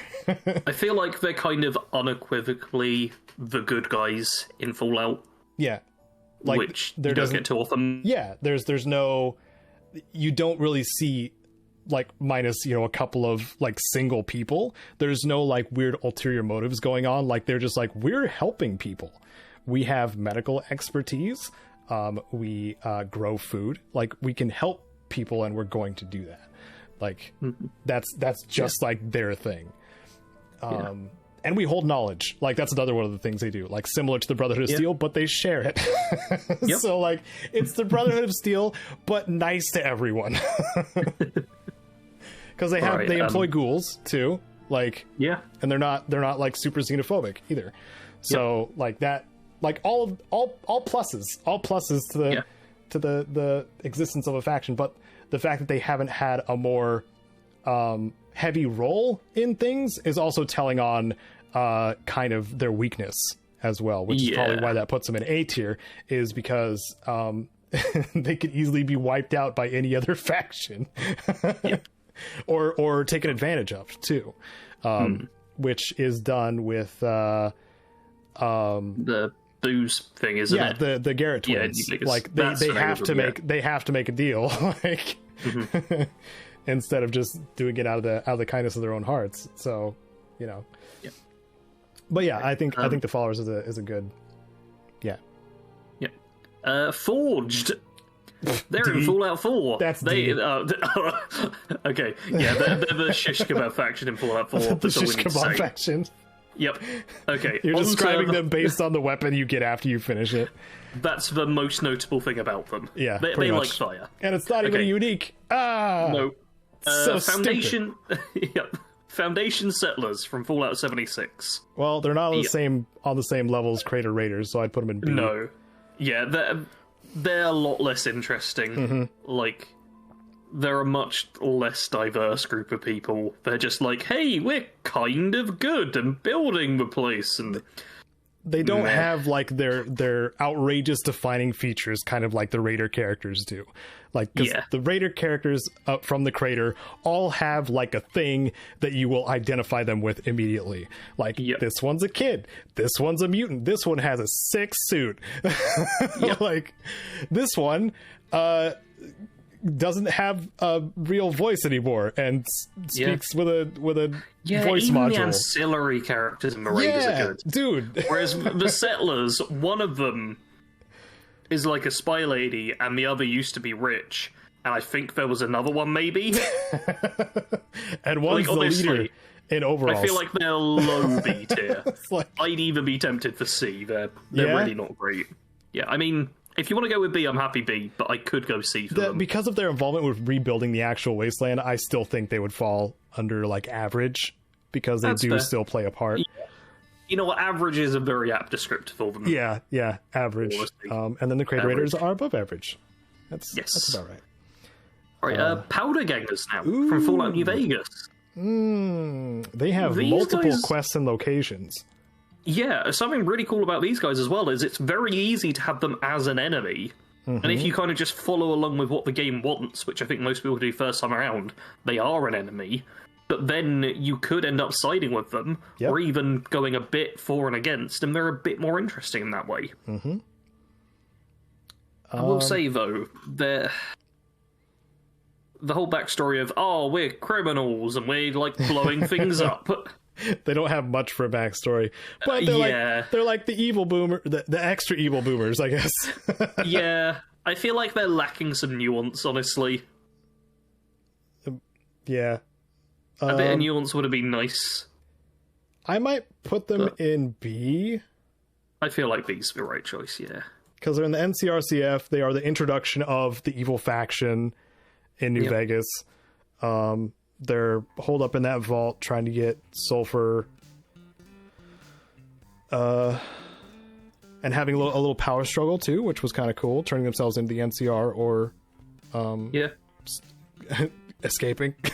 So whatever the other thing was, fleeing, killing hiding, everything as killing they run everyone. out. Yeah. Yep. It was simple. Yeah. Okay. On to Fallout 4 now with the Gunners, who are like the mercenary raider style faction. I would argue they're C tier. All right, let me hear your argument. I think there is some really interesting lore between them and the Minutemen, how they like wiped them all out and took over Quincy. I think that's kind of cool. And they've also got like the face tattoos showing like blood type and things like that.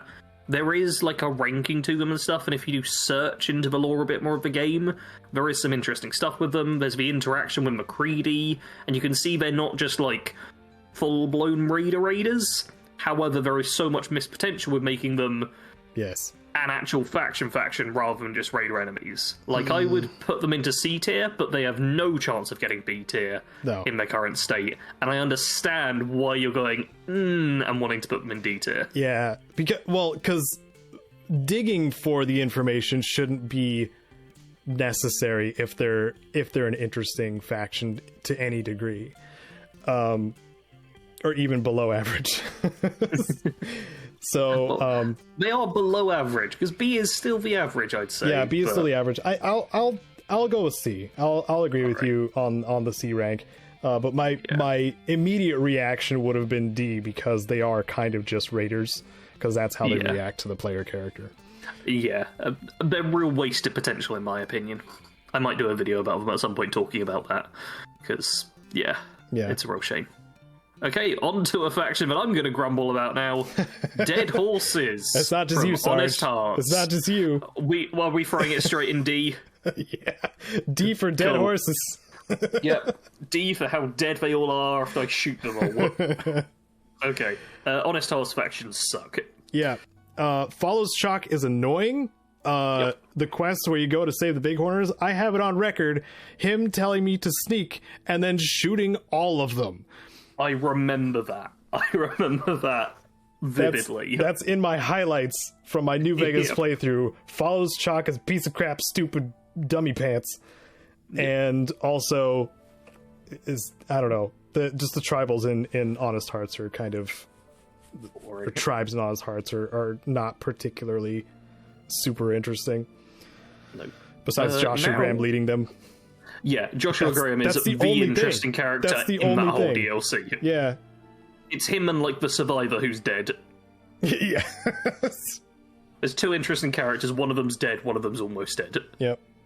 Okay, on to the Hubologists now, which I believe are from Fallout 4's Nuka World DLC. And they are also a faction in Fallout 2.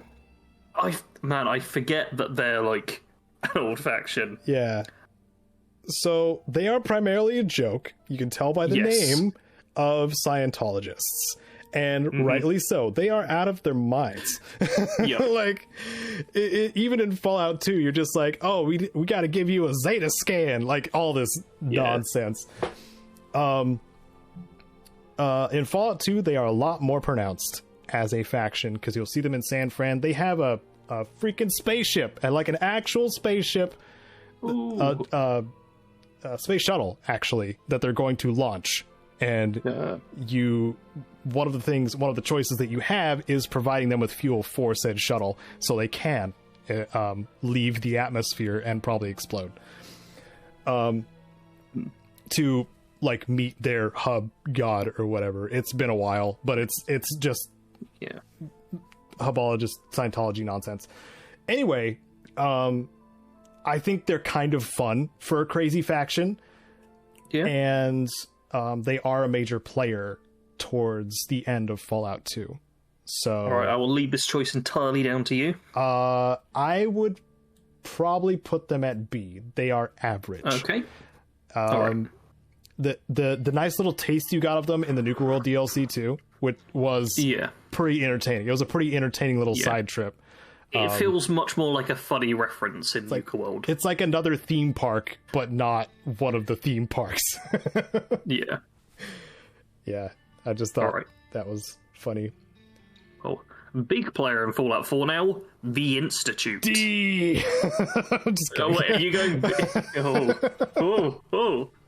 Now, a lot of people throw shade on The Institute. Me? Yes, but they are a permeating force throughout the entire game. They are, yeah. They're a main. The faction didn't match the build up though for me. Like, no, not at all. Yeah, and the fact it was built up a bit in Fallout 3 as well, where arguably one of the better quests in Fallout 3 is to do with the Institute. Yeah, exactly. When you're working for Zimmer and finding the synth. That was cool. That was like, that should have been in Fallout 4. Like, thinking about like all the holotapes too. Like you pick them up like when you're in one of the doctor's offices or whatever, and they even get picked up in sequence. I didn't realize that. Yeah, it's pretty well done. It's so well done. But we're not talking about Fallout 3. No. I mean, it's worth remembering they feature a tiny bit in Fallout 3.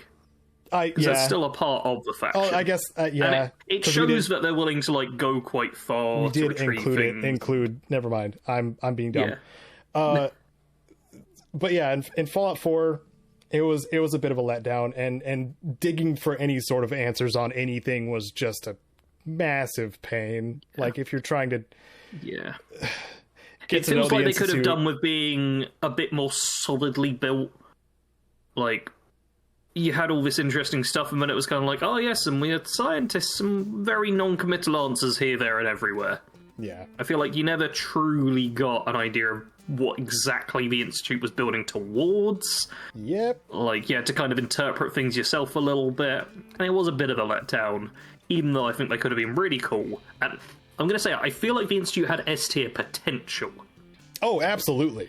Absolutely, but it's not there because there's some spectacle in there too. Like when you're riding the elevator down for the very first time, when you see the synths being constructed and stuff like that. Like we talked about this on the episode where we talk about like the Institute in general. We had an Institute episode, and like there was so much potential there, but like. The Enclave did this a little bit differently, which is part of the reason why they ended up in S tier, is because the build-up was a nice, slow burn. You had that building up dread, and then suddenly Frank Horrigan is in your face. Like, that is the best. Like, if the Institute had done something like that, like, it would have been amazing. But we never got that. Imagine going down an elevator or going through like a tram or something like that, and watching the synths be constructed, and suddenly that synth is you. Like that, dude. Okay, that could have been cool. That would be freaking mind-blowing. That would be S tier, but that's not the Institute. No. Are we going for A or B, is the only question. For Institute, I'm going to go B with the Institute. Alright. I feel like they're a strong B, to be fair. But yeah. A little above average, because they're a major player. Yeah. Now onto the Great Khans. Ooh, are they great? They're all right. Are they? I would call them the all right Khans. The all right Khans. Yeah, I feel like they've got B, maybe C, like depending on how generous I'm feeling.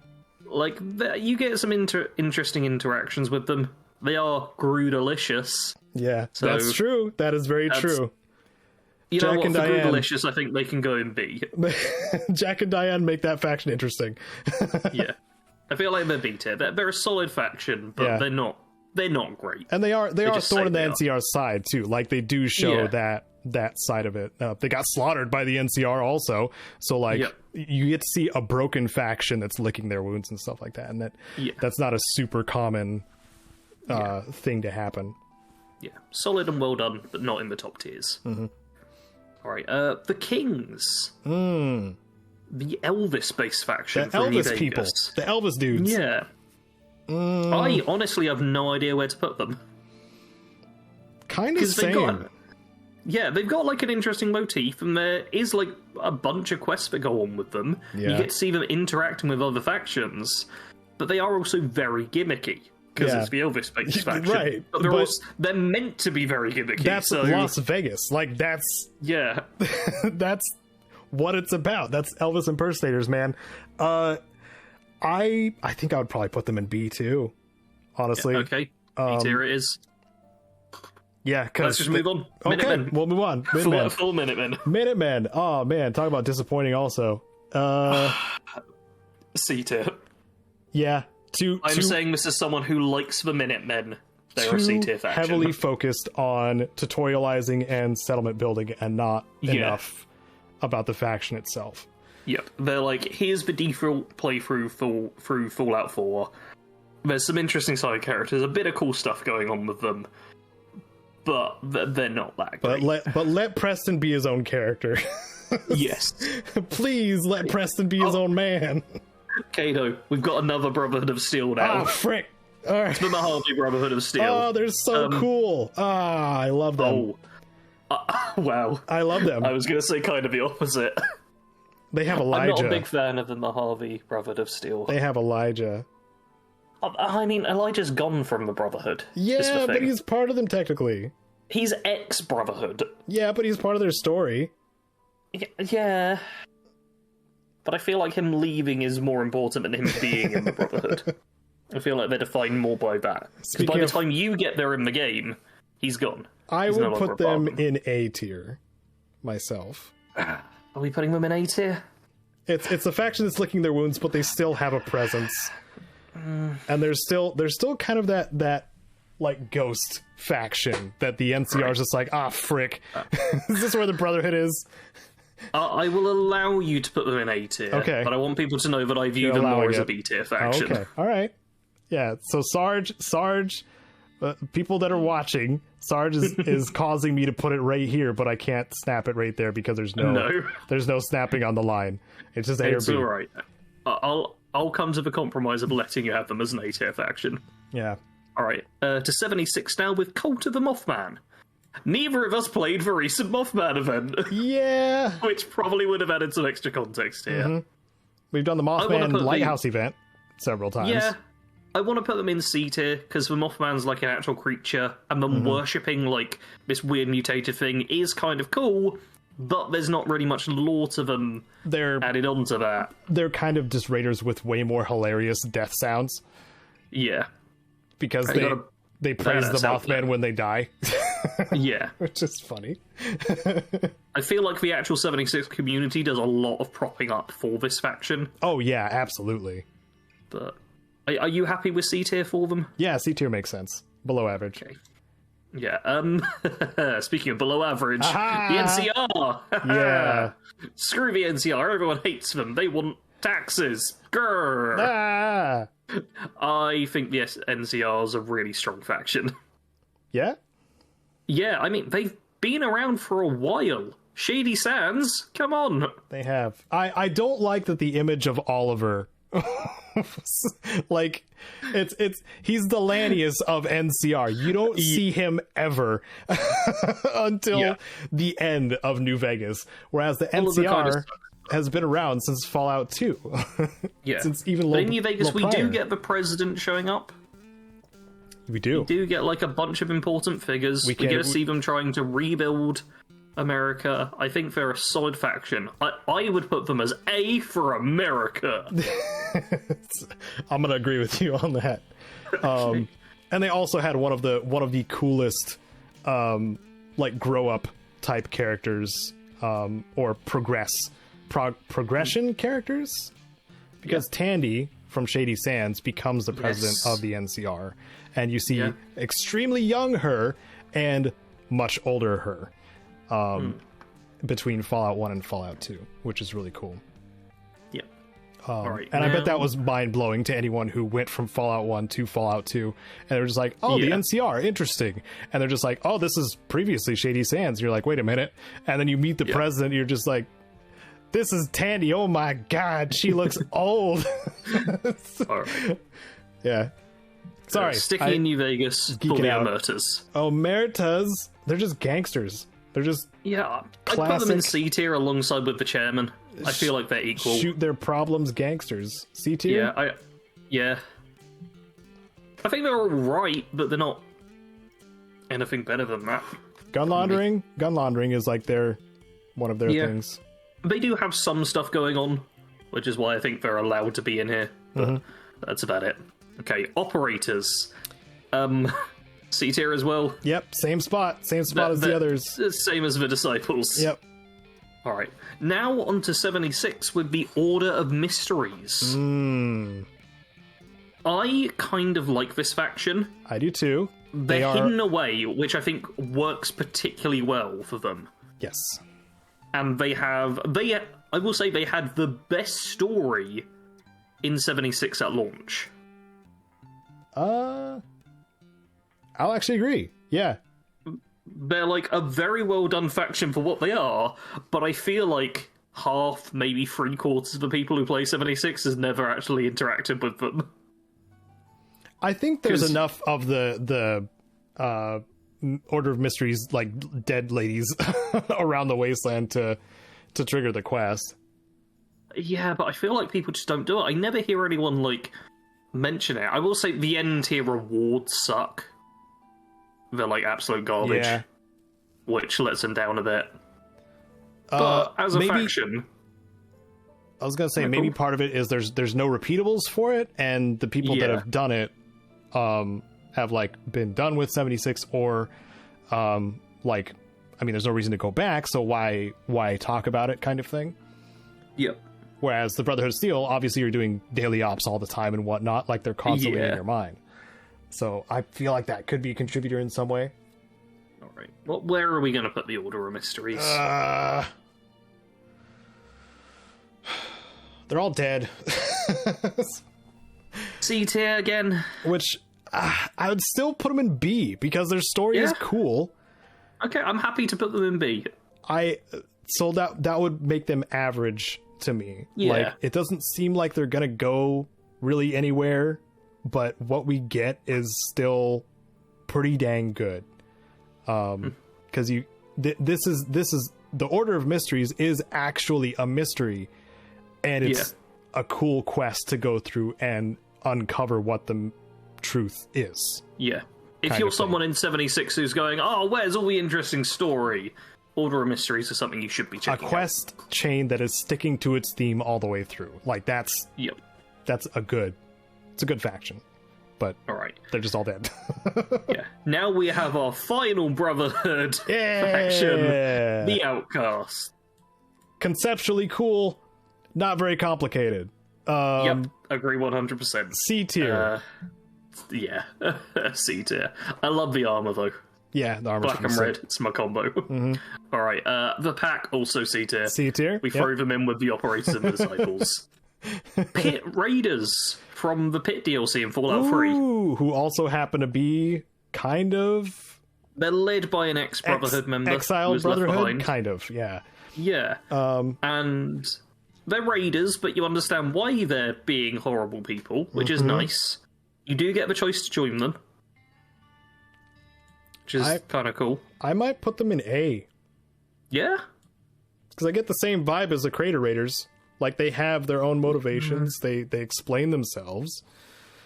Okay. I feel like they're a little weaker than the Crater Raiders, but I don't feel like they're so weak to maybe be B tier, so I'm okay with them being A. Yeah, that's true. Like, a lot of the other Raider characters are not very interesting. Yeah. Okay. In the Pit Raiders. The Free Radicals. The who? D-tier. You put them in D tier already, right? Cool, let's move on. They're like a 76 minor Raider faction who had one quest linked to them, which gave you the best item in the game at the time, an option? Why which was that? then nerfed. They were spoken of, but didn't really exist. Like, you got to kill some of them. That was about it. Okay, that's the right. Railroad. Now I remember. Okay, Railroad. Yeah, from Fallout 4, and also a little bit in Fallout 3, kind of like the Institute. Yeah. I feel like they stick to their goal a bit better than the Institute. Yeah, I'll give them that. Stick to the goal. They're one of the few factions where I like the music where it plays in their place. They do have pretty good music. And they have a few interesting characters. Yep. Tinker Tom stands out. Tinker Tom. Obviously, Deacon. The companion you get Robot is lady. beloved. Yeah, I can't remember her name. I can't remember the leader. The leader's the one who really gets me as a blank. She's Desdemona? not the best. Desdemona, that's it, yeah. Yeah, she's I feel a like bit, she's not too interesting. she's a bit generic. Yeah. Wonder Bread. I feel like, yeah. Railroad, I feel like, is either A or B. And I'm leaning more towards A. I'm leaning more towards B. Oh. Yeah. Dang, we're going to have to argue over this. Average. You know what? I'm okay with B. Yeah? Because they didn't, like, expand any more after the game was over. No.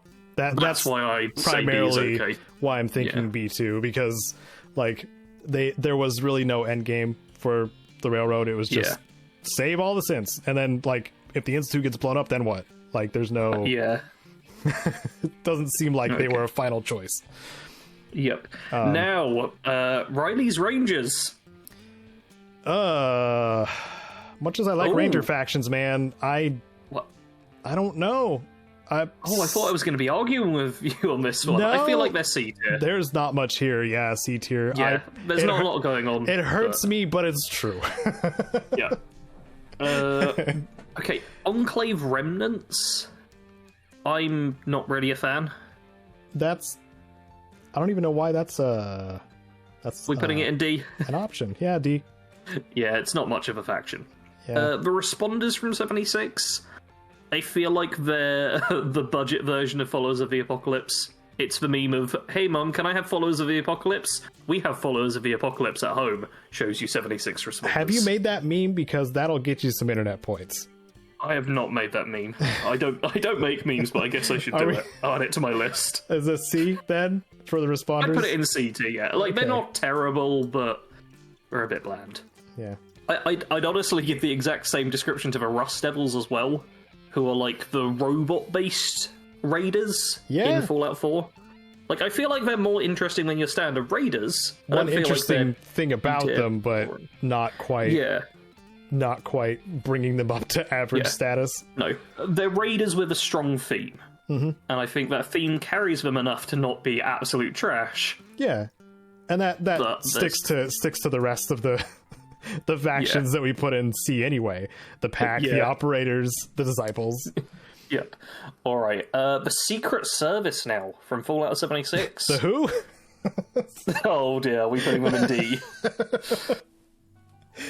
I think they're kind of cool, but they're like kind of cool for 5 minutes when you're dealing with them. That's it.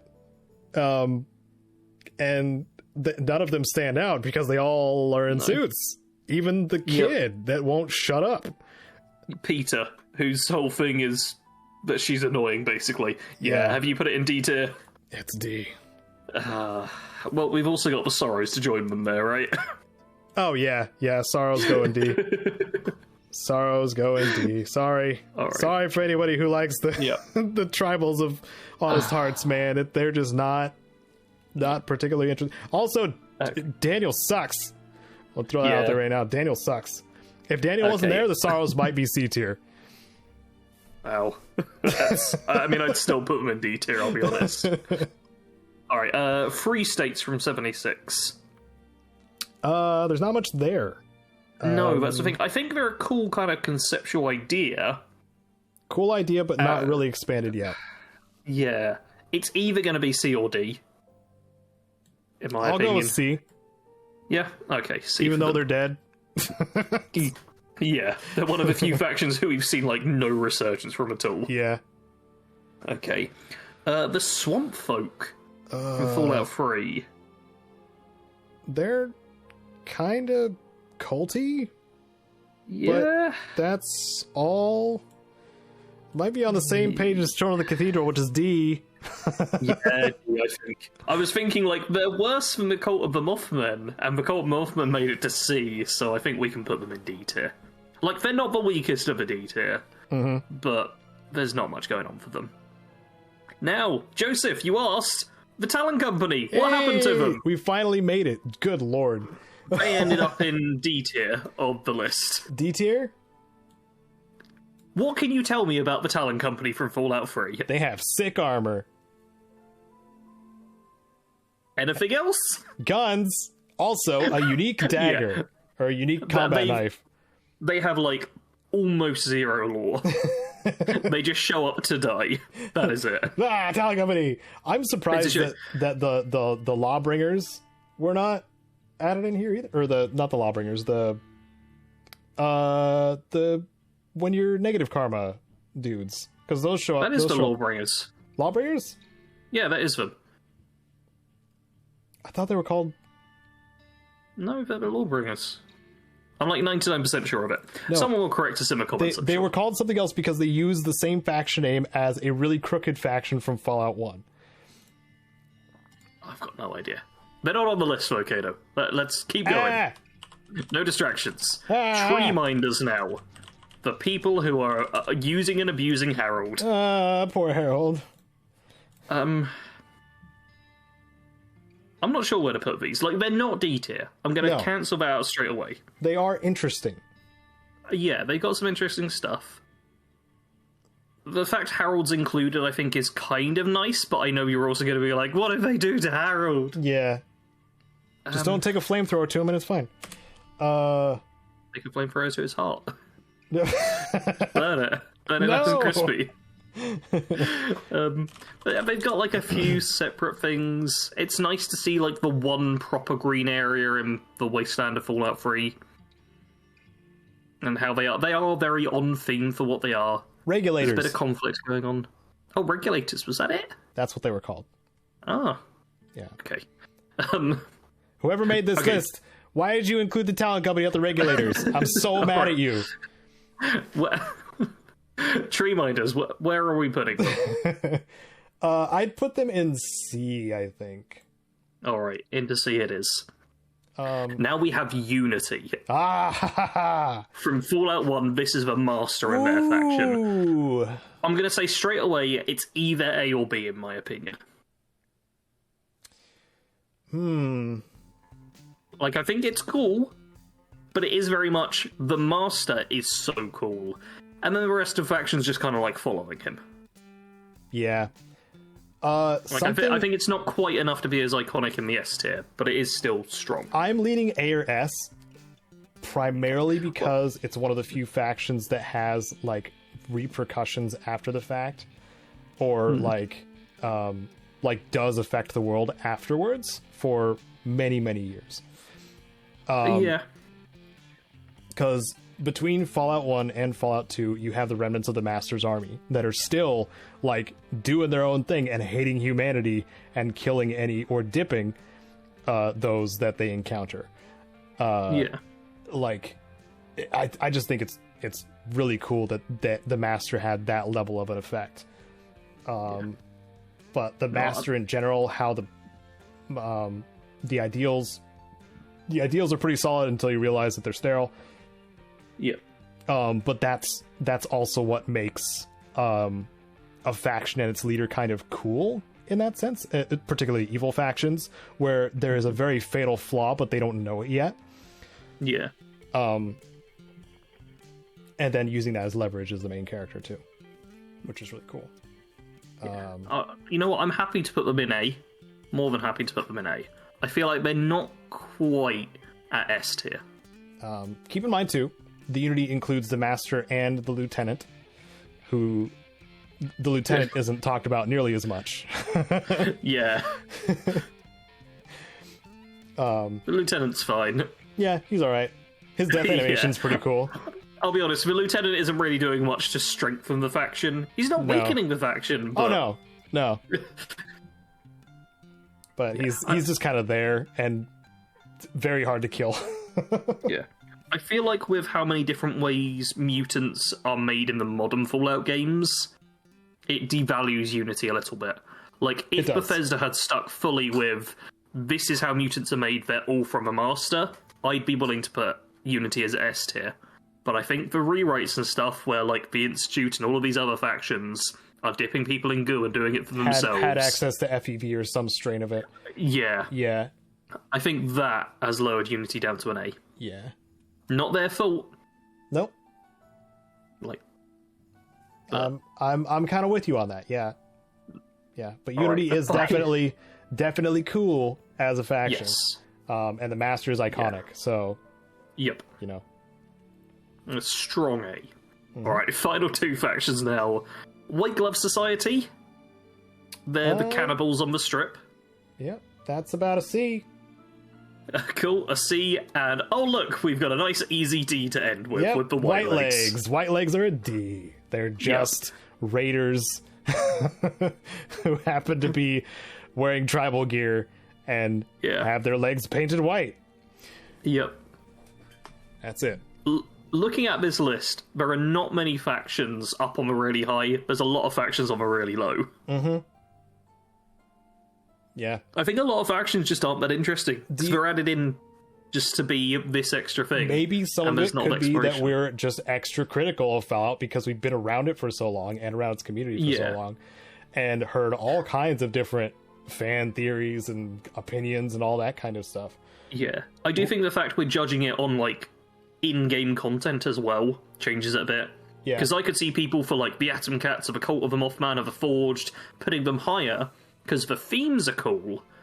And they're like, oh, but what if, and oh, this would be really cool. Whereas we're just kind of going, this is what happens in the game.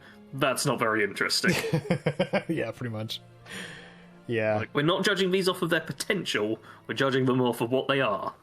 Yep. For the most part, yes. Yeah. You know what? I'm happy with this list. There's nothing on here that's like jumping out. Yeah, I feel like the Order of Mysteries, I was judging a little bit more based on potential because, you know, we want them to be in the game more in 76 more. Yeah. Like I'm okay with shifting Order of Mysteries down to C if you want, but I'm also okay with keeping them as B. Like, no, I'll keep them as B. All right. But now that we have it established, I really would like to know, those of you who have been paying attention and have been, you know, seeing me and Sarge fill out this tier list, where would you put certain factions in this list? I mean, like, you can send us your tier lists. Oh yeah, we'll link it. We have this link in the description. We'll link it down below. It might be difficult to do. We've both got Twitter. If you just send us your own, because you can save these tier lists. There's a save button down at the bottom. You making it easy for everyone. Yeah, you can just print screen it and just send us like the screenshot as well. It's at BADCOMPANYSARGE and at Caedo Genesis. Nice and easy on Twitter. Yep.